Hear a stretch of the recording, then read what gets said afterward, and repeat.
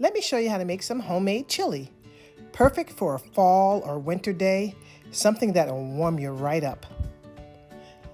You're going to take 2 pounds of ground turkey and you're going to cook it just like this.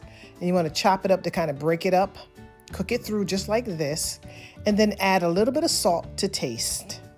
It's about 1 to 2 teaspoons of salt, and then about a teaspoon or 2 of pepper. Just do it until taste. You want to lightly season your meat. With this recipe, you kind of season a little bit as you go. And once you get your ground turkey cooked, you're going to kind of drain it a little bit, like squeeze it out as you're pushing it into your crock pot. And you want to leave a little bit of that broth or drippings in your pan from the ground turkey.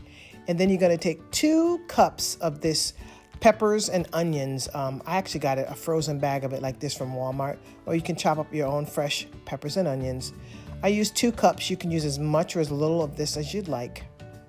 Then kind of like cook it for maybe about 5 minutes. I had to break some of these up because I don't like them so big. Yeah, cook for about 5 minutes to kind of get them going there inside that turkey, those ground turkey drippings.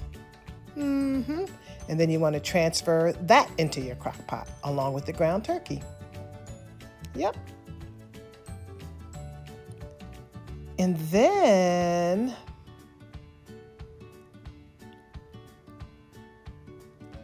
you're going to get some black beans, strain them, 1 can, put that into your crock pot.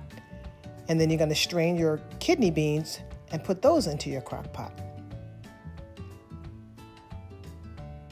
I added 1 can of chili starter, crushed chili tomatoes.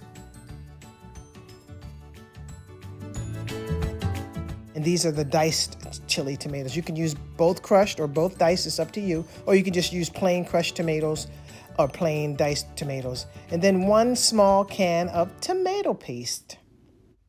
I love this recipe because you can make it ahead or you can make it the day of, put it in your crock pot and let it cook for whenever you're ready for it.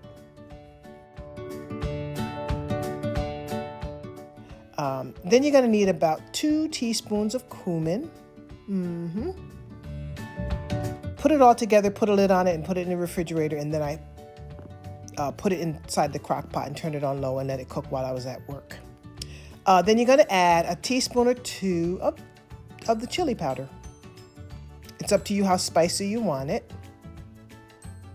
And then I add about a tablespoon or 2 of raw honey, just to kind of give it a little, little bite of sweetness. Move that to the side. Now you're going to need 1.5 cups of broth.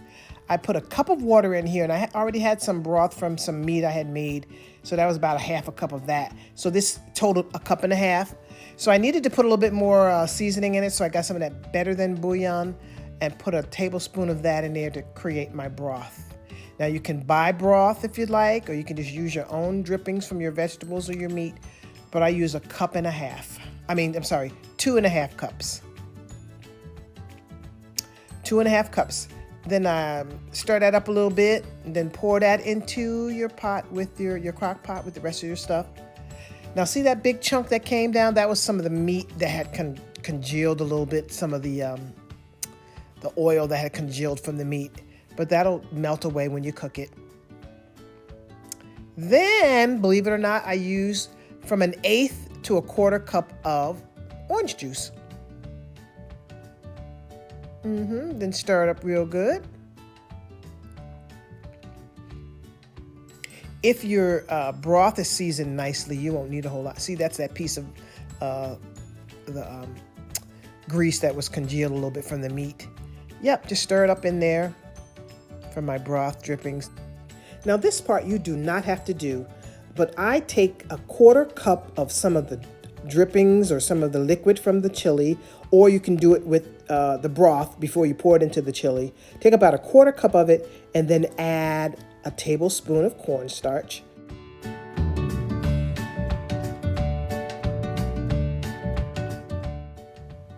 Yep.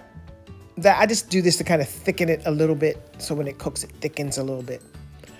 Stir that up inside your liquid, and then you're going to pour that into your chili.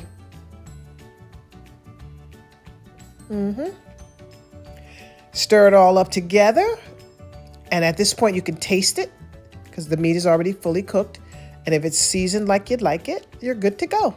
If not, you can add a little bit more. Clean it up a little bit. Put my lid on it, and then here I put it in the refrigerator because I wanted to cook it the next day.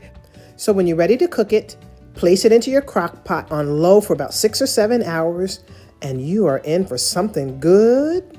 If you cook it while you're at work, when you come home, your dinner will be ready. So good. Well, enjoy.